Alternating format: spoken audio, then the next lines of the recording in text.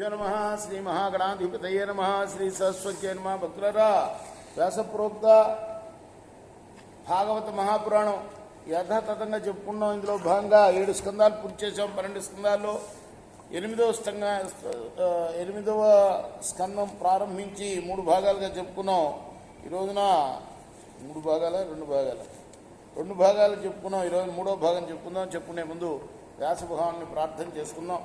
వ్యాసాయ విష్ణురూపాయ వ్యాసరూపాయ విష్ణవే నమో వై బ్రహ్మణతే వాసిష్ఠాయ నమో నమః. సమర్థగురు సాయినాథ్ మహారాజ్ కీ జై. ఇంతేకాదు ఈ శిశుపాలుడు వీడి సోదరుడైన దంతవక్త్రుడు నిత్యం కూడాను నీరజాక్షుణ్ణి నిందిస్తూ ఉండేవాళ్ళు. అటువంటి పాపాత్ముడు ఈనాడు ఇంతమంది చూస్తూ ఉండగా ముక్తి సామ్రాజ్యమైన విష్ణు సాయుధ్యం అందుకోగలిగాడే. ఇది ఎలా సాధ్యమైంది? ఇది ఎందువల్ల జరిగింది? ఇందుకు కారణం ఏమిటి? నా సంశయాన్ని తీర్చండి. పెనుగాలికి కొట్టుముట్టాడే దీపంలాగా నా హృదయం చలించిపోతుంది అని పలికిన ధర్మజుడి యొక్క హృదయం తెలుసుకున్న నారద మహర్షి ఇదంతా ఎవరెవరికి చెప్తున్నారు? సుఖయోగి పరీక్షణ్ మహారాజుకి చెప్తున్నాడు. అదేంటి అంత దుర్మార్గుడు ఎట్లా విష్ణుదేవుడు హృదయంలో ప్రవేశించాడు అనంటే నారద మహర్షికి ధర్మరాజుకి జరిగిన సంభాషణని చెప్తున్నాడు పరీక్షణ్ మహారాజుకి సుఖయోగి. ధర్మయుజుడి యొక్క హృదయం తెలుసుకొని అప్పుడు నారద మహర్షి అన్నాడు, ఓ రాజకుల భూషణ, దూషణ భూషణాలు, తిరస్కార పురస్కారాలు శరీరానికే కానీ పరమాత్మకు లేవయ్యా. ఇవి ఆత్మకు అంటవు. శరీరం మీద ఉండే మితిలేని మమకారం కారణంగా దండనం, ఖండనం, కటుభాషణం వంటివి హింసగా అనిపించే విధంగానే నేను నాది అనే స్వార్థ ద్వేషభావాలు కూడా జీవులకు శరీరం వల్లనే కలుగుతాయి. అసలు అభిమానం అనేదే బంధకారణం. నిరభిమానుడై సంహార క్రియ చేసినా అది సంహారం కింద లెక్క కాదు, పాపము కూడా కాదు. కర్తృత్వం తన మీద లేని వాడికి హింస వల్ల కలిగే పాపం.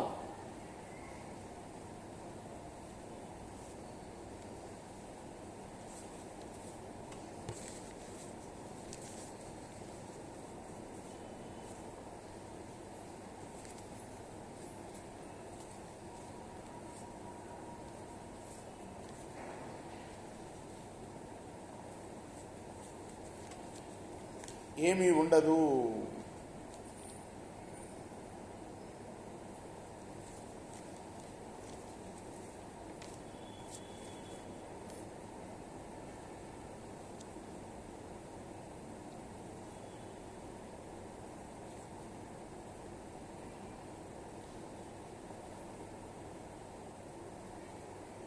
ధర్మానందన, కోపంతో కానీ, కోరికతో కానీ, ప్రీతితో కానీ, భీతితో కానీ ఏ విధంగానైనా సరే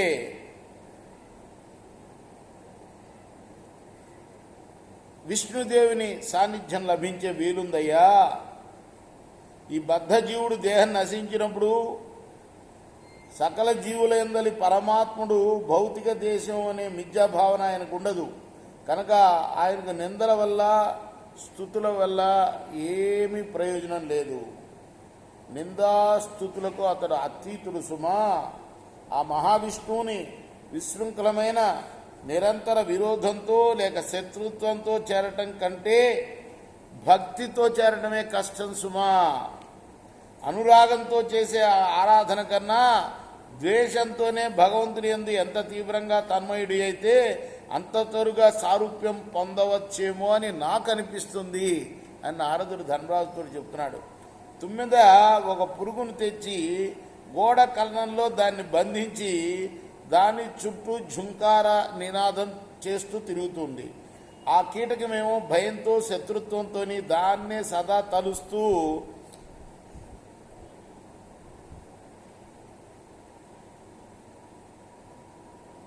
స్మరణ మాత్రం చేత దాన్నే తలుచుకుంటూ అది తుమ్మిదగా మారిపోతుంది. ఏది? ఆ కీటకం. ఈ విధంగానే జీవులు ఎంత మంచి పోలిక చూడండి. కీటకాన్ని తెచ్చి తిందామని దాచుకుంటుందట తుమ్మెద. అయితే ఆ తుమ్మెదనే తలుచుకుంటూ ఇది తుమ్మెదగా మారిపోతుందట. ఆ విధంగానే అంటే దాన్ని ద్వేషిస్తూ అయ్యో నన్ను తినడానికి తెచ్చిందే పట్టుకొని ఇందులో బంధించాయని ద్వేషిస్తూనే అది 9గా మారిపోతుంది. అదేవిధంగా ఆ విష్ణుదేవుణ్ణి కూడా స్మరించి తలుచుకుంటూ వీడు కూడా విష్ణు సారూప్యం పొందుతాడయ్యా అని చెప్తున్నాడు. రేపు మనం 4వ భాగం చెప్పుకుందాం ఈ సప్తమ స్కందంలో. కృష్ణార్పణమస్తు. శ్రీ సాయి కృష్ణార్పణం.